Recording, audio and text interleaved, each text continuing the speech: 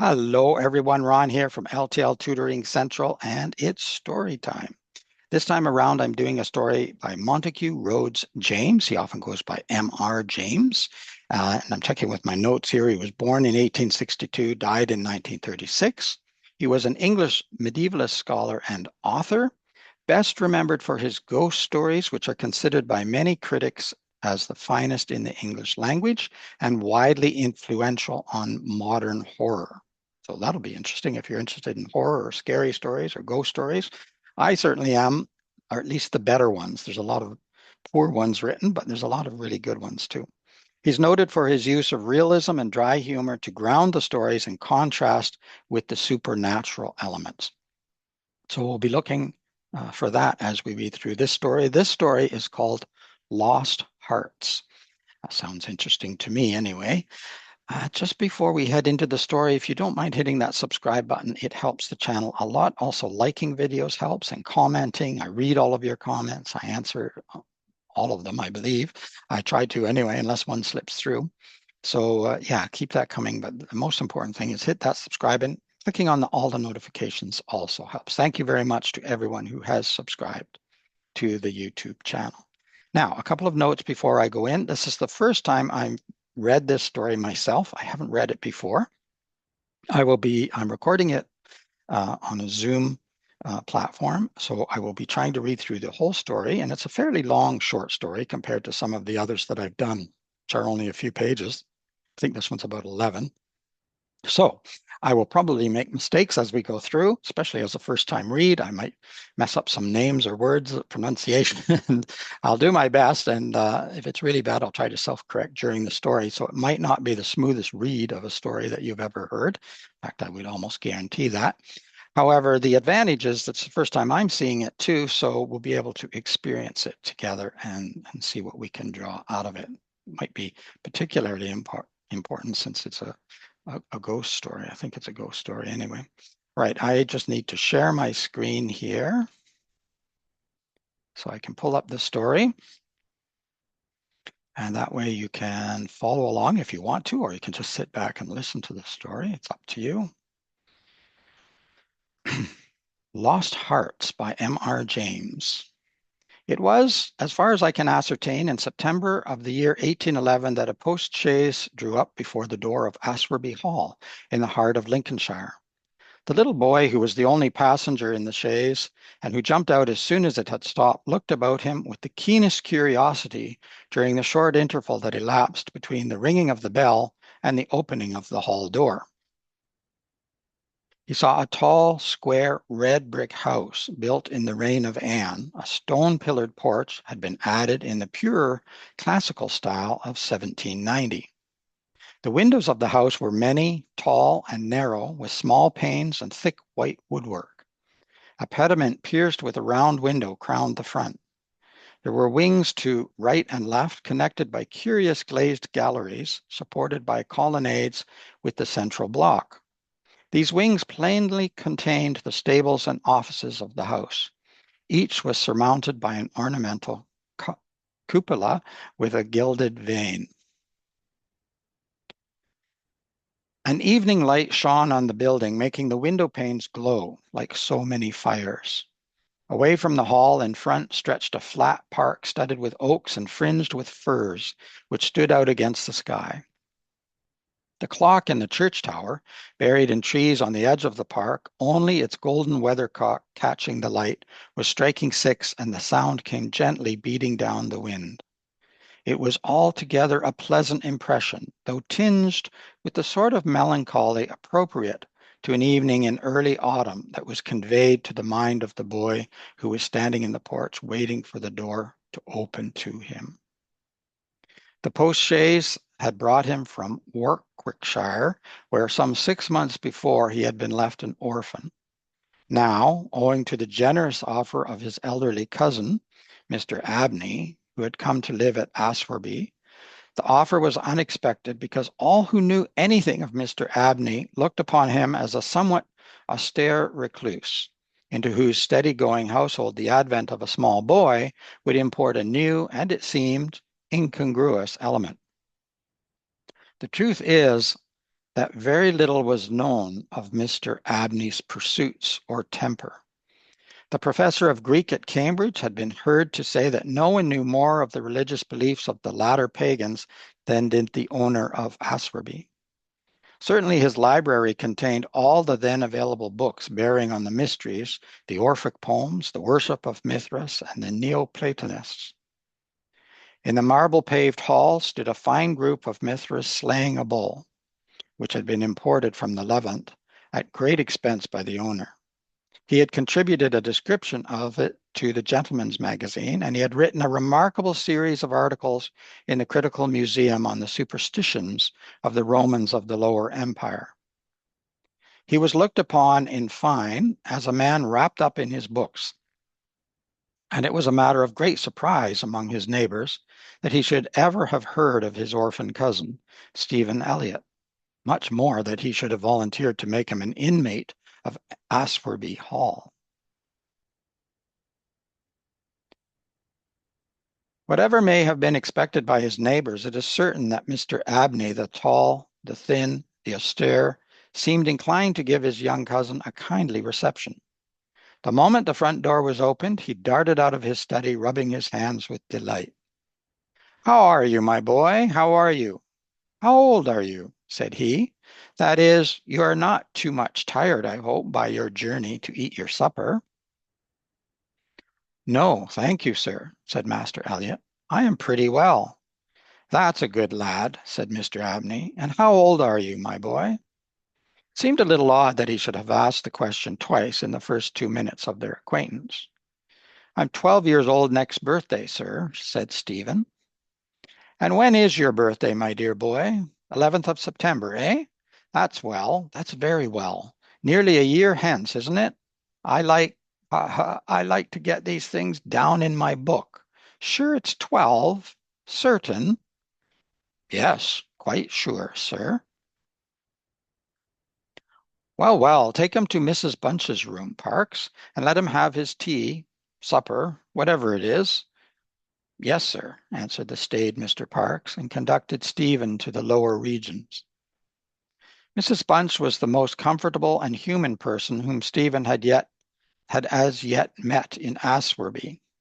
She made him completely at home. They were great friends in a quarter of an hour, and great friends they remained. Mrs. Bunch had been born in the neighborhood some 55 years before the date of Stephen's arrival, and her residence at the Hall was of 20 years' standing. Consequently, if anyone knew the ins and outs of the house and the district, Mrs. Bunch knew them, and she was by no means disinclined to communicate her information.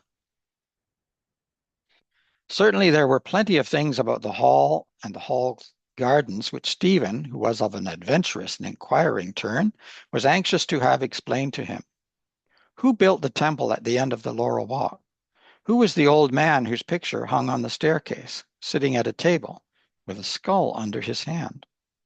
These and many similar points were cleared up by the resources of Mrs. Bunch's powerful intellect.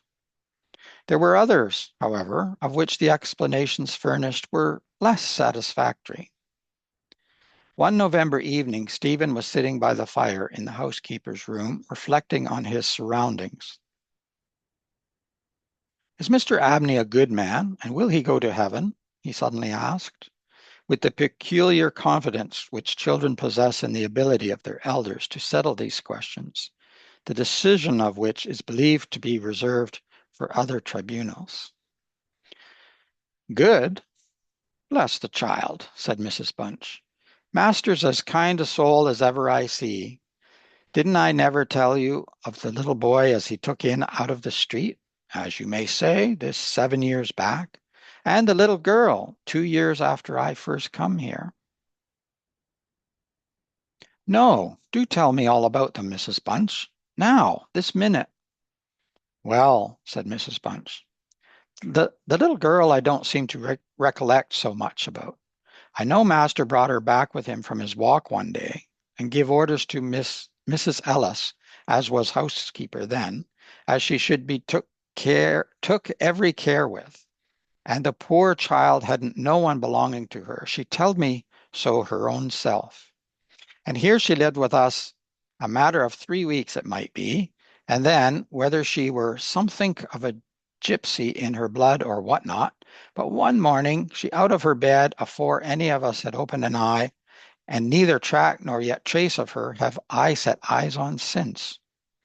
Master was wonderful put about, and had all the pawns dragged, but it's my belief she was had away by them gypsies, for there was singing round the house for as much as an hour the night she went, and Parks, he declare as he heard them a calling in the woods all that afternoon. Dear, dear, a hard child she was, so silent in her ways and all, but I was wonderful taken up with her, so domesticated she was, surprising.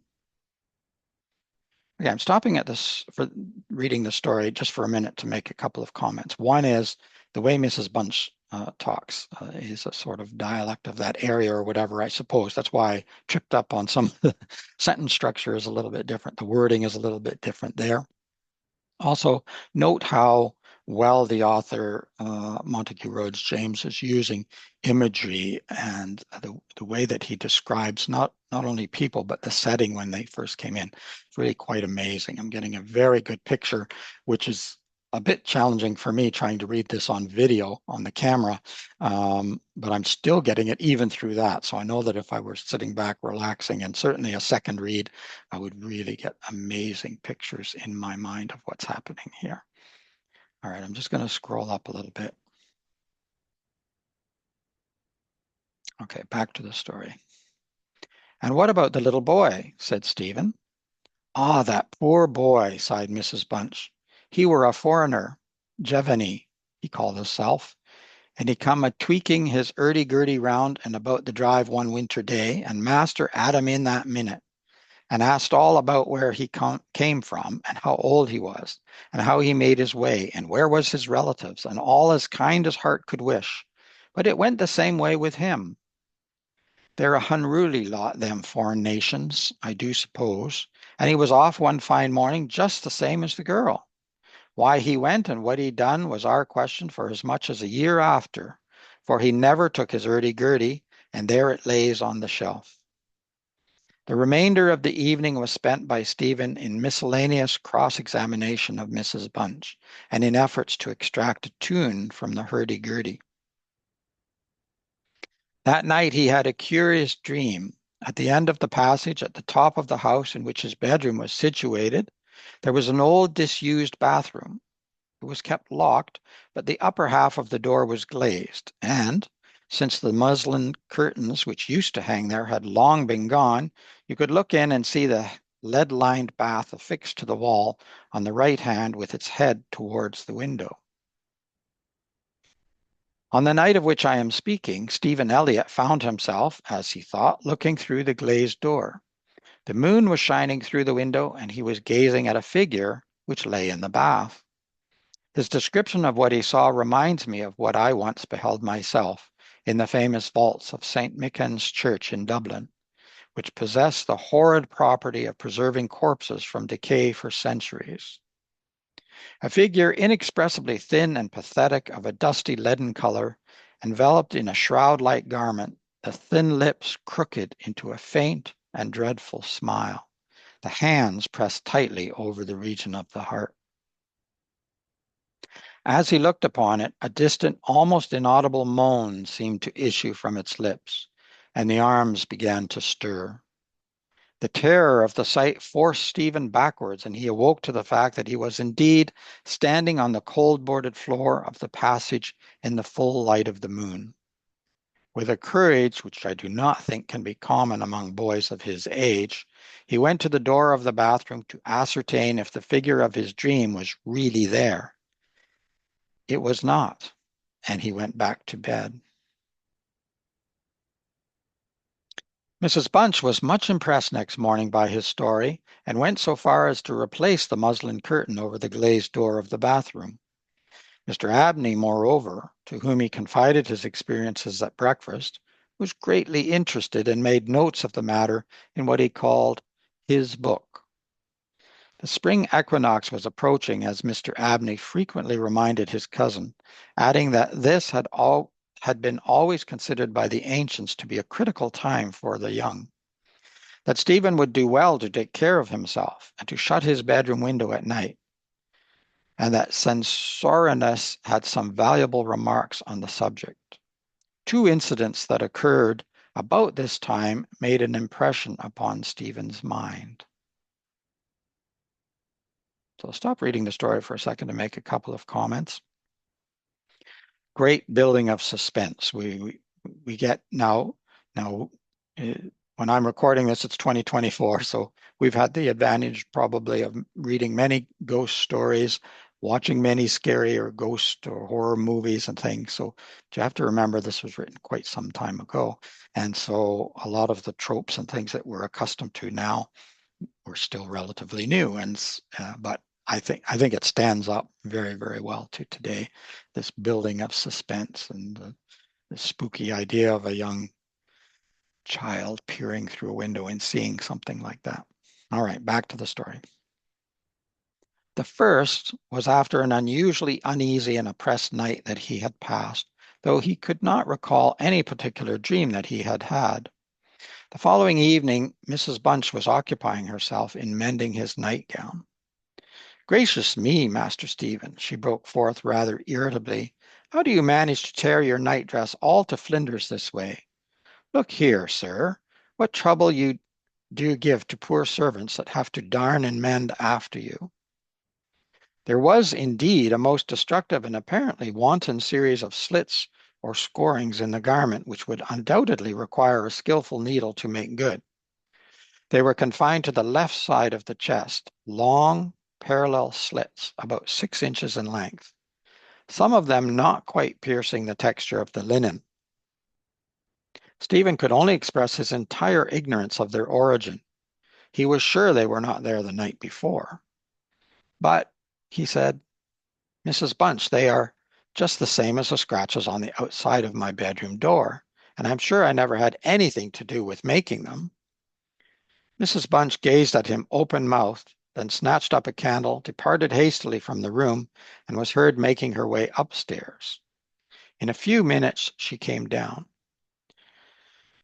Well, she said, Master Stephen, it's a funny thing to me how them marks and scratches can a come there, too high up for any cat or dog to have made 'em, much less a rat, for all the world like a Chinaman's fingernails, as my uncle in the tea trade used to tell us of when we was girls together. I wouldn't say nothing to master, not if I was you, Master Stephen, my dear, and just turn the key of the door when you go to your bed. I always do, Mrs. Bunch, as soon as I've said my prayers. Ah, that's a good child. Always say your prayers, and then no one can't hurt you. Herewith, Mrs. Bunch addressed herself to mending the injured nightgown, with intervals of meditation until bedtime. This was on a Friday night in March, 1812. On the following evening, the usual duet of Stephen and Mrs. Bunch was augmented by the sudden arrival of Mr. Parks, the butler, who as a rule kept himself rather to himself in his own pantry. He did not see that Stephen was there. He was, moreover, flustered and less slow of speech than was his wont. Master may get up his own wine if he likes of an evening, was his first remark. Either I do it in the daytime or not at all, Mrs. Bunch. I don't know what it may be. Very like it's the rats or the wind got into the cellars. But I'm not so young as I was, and I can't go through with it as I have done. Well, Mr. Parks, you know it is a surprising place for the rats, is the hall. I'm not denying that, Mrs. Bunch, and to be sure, many a time I've heard the tale from the men in the shipyards about the rat that could speak. I never laid no confidence in that before, but tonight, if I demeaned myself to lay my ear to the door of the further bin, I could pretty much have heard what they was saying. Oh, there, Mr. Parks, I've no patience with your fancies. Rats talking in the wine cellar, indeed. Well, Mrs. Bunch, I've no wish to argue with you. All I say is, if you choose to go for the far bin and lay your ear to the door, you may prove my words this minute. What nonsense you do talk, Mr. Parks. Not fit for children to listen to. Why, you'll be frightening Master Stephen there out of his wits." "What? Master Stephen?" said Parks, awaking to the consciousness of the boy's presence. "Master Stephen knows well enough when I'm playing a joke with you, Mrs. Bunch." In fact, Master Stephen knew much too well to suppose that Mr. Parks had in the first instance intended a joke. He was interested, not altogether pleasantly, in the situation, but all his questions were unsuccessful in inducing the butler to give any more detailed account of his experiences in the wine cellar.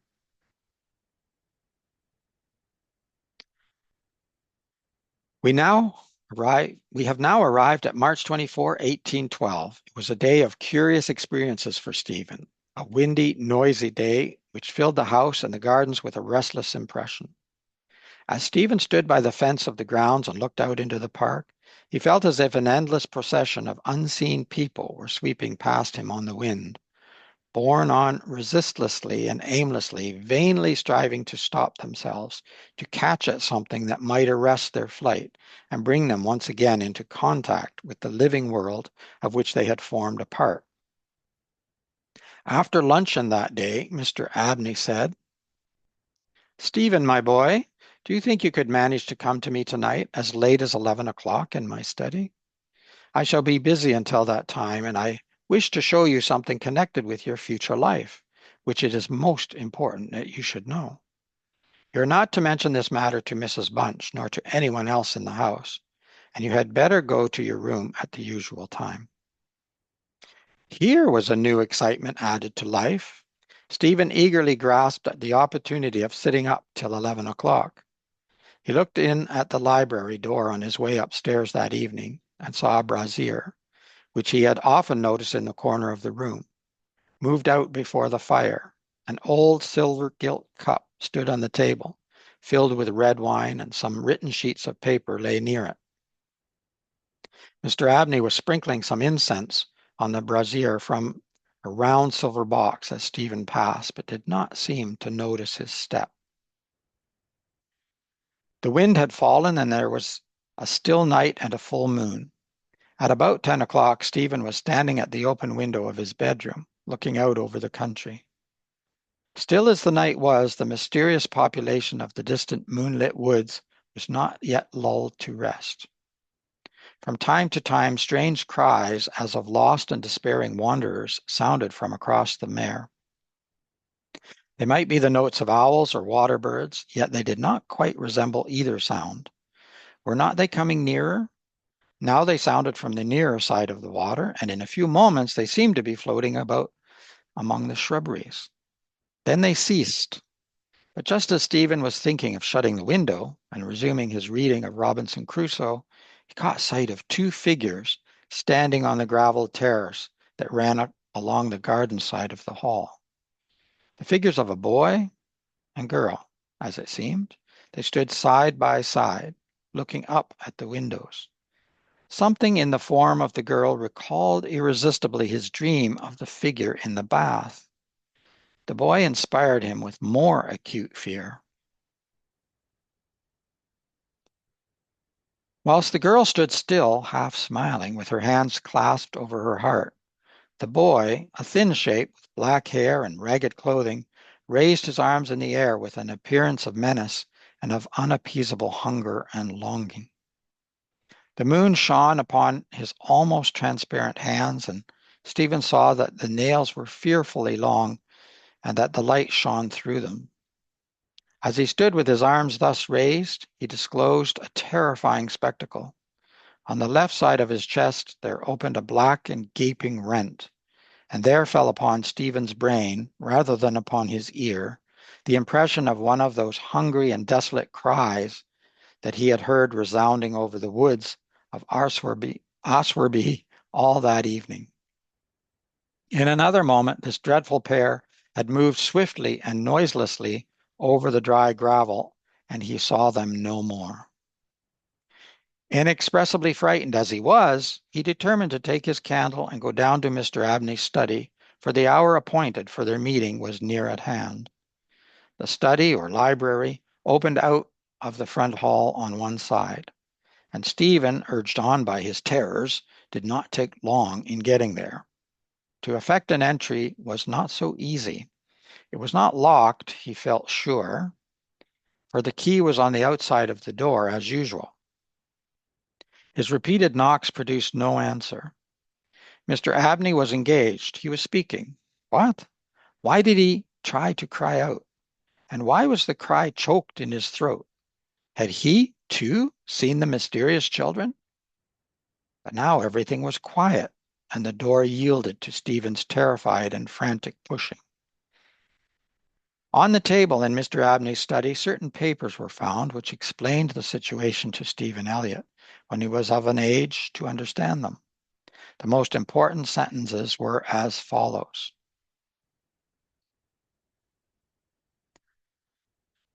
It was a belief very strongly and generally held by the ancients, of whose wisdom in these matters I have had such experience as induces me to place confidence in their assertions, that by enacting certain processes, which to us moderns have something of a barbaric complexion, a very remarkable enlightenment of the spiritual faculties in man may be attained. That, for example, by absorbing the personalities of a certain number of his fellow creatures, an individual may gain a complete ascendancy over those orders of spiritual beings which control the elemental forces of our universe. It is recorded of Simon Magus that he was able to fly in the air, to become invisible, or to assume any form he pleased, by the agency of the soul of a boy whom, to use the libelous phrase employed by the author of the Clementine Recognitions, he had murdered. I find it set down, moreover, with considerable detail in the writings of Hermes Trismegistus that similar happy results may be produced by the absorption of the hearts of not less than 3 human beings below the age of 21 years. To the testing of the truth of this receipt, I have devoted the greater part of the last 20 years, selecting as the corpora vilia of my experiments such persons as could conveniently be removed without occasioning a sensible gap in society. The first step I effected by the removal of one Phoebe Stanley, a girl of gypsy extraction, on March 24, 1792.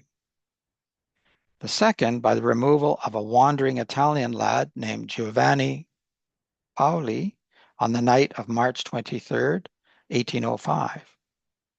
The final victim, to employ a word repugnant in the highest degree to my feelings, must be my cousin Stephen Elliott. His day must be this March 24, 1812. The best means of effecting the required absorption is to remove the heart from the living subject, to reduce it to ashes, and to mingle them with about a pint of some red wine, preferably port. The remains of the first 2 subjects, at least, it will be well to conceal. A disused bathroom or wine cellar will be found convenient for such a purpose. Some annoyance may be experienced from the psychic portion of the subjects, which popular language dignifies with the name of ghosts. But the man of philosophic temperament, to whom alone the experiment is appropriate, will be little prone to attach importance to the feeble efforts of these beings to wreak their vengeance on him. I contemplate the liveliest satisfaction the enlarged and emancipated existence which the experiment, if successful, will confer on me, not only placing me beyond the reach of human justice, so-called, but eliminating to a great extent the prospect of death itself.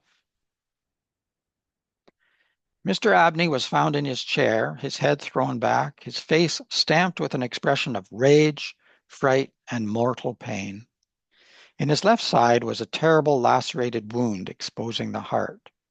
There was no blood on his hands, and a long knife that lay on the table was perfectly clean. A savage wildcat might have inflicted the injuries. The window of the study was open, and it was the opinion of the coroner that Mr. Abney had met his death by the agency of some wild creature. But Stephen Elliott's study of the papers I have quoted led him to a very different conclusion. All right, there's the end of the story. Came as much of a surprise to me as it did you, probably. I actually thought it was ending a little earlier. I was almost getting ready to stop, and when I scrolled down, there was more story to come.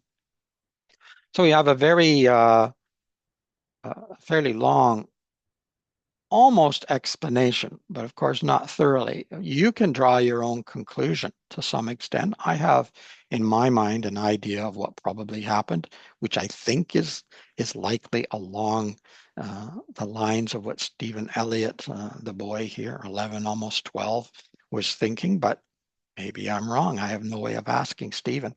So you can let me know in the comments below, or you can email me, of course. In the description below, there will be information about my email and website, etc., so that you can always get a hold of me and let me know what your thoughts are on the story.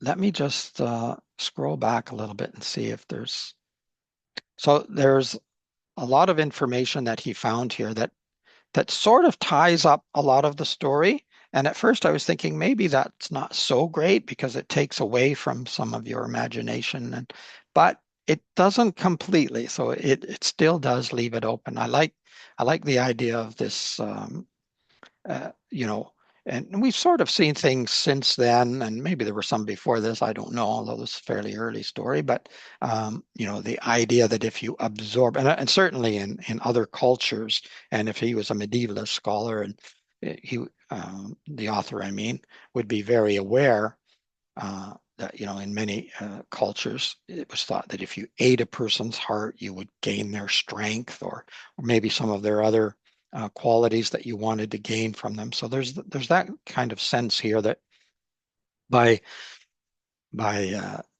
doing this experiment that he was doing, he was going to be able to fly in the air or become invisible, um, like the other character claims were. Anyway, all right, I think I'll stop scrolling. There's lots that could be discussed here. Let me just stop the share so I can go back to the full screen. Uh, many, many things could be discussed through the story. I managed to get through without choking up too much.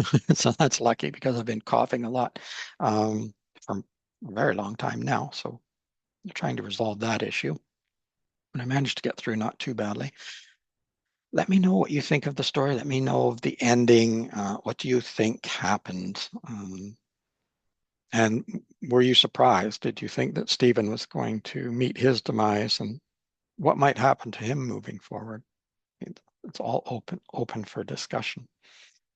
Don't forget to subscribe to the channel if you haven't yet. Thank you very much. If you have subscribed, click on those notifications as well. That also helps. And like I say, make sure that you comment. Check out all the other links in the description below. There's our links to my short stories that I wrote. Most of them I wrote a long time ago and just decided to publish them. I think the first volume was published in 2020, something like that. So fairly recently, but the stories were written back in the 1970s and 1980s. I did add a new one in, and I am always writing, but I don't publish everything that I write. Most of what I write will probably never see the light of day, but I am planning on publishing some more recent stories or a novel. The advantage of short stories is that you can sit down and usually read them in a short period of time and then move on to the next one when you have the opportunity. So it's not as challenging as keeping track of a long novel, or certainly academic works take a different kind of reading. Nevertheless, keep learning, keep having fun, keep reading. It's very important. I'm going to do some more videos about reading and the books I'm reading, and just discussions. And I may make another video about this short story. I may make a video discussing the story more than I did. I didn't only made a couple of little points throughout this story, and I know there's a lot more that could be said. So I may do another video and have a look at that. We shall see how my time goes.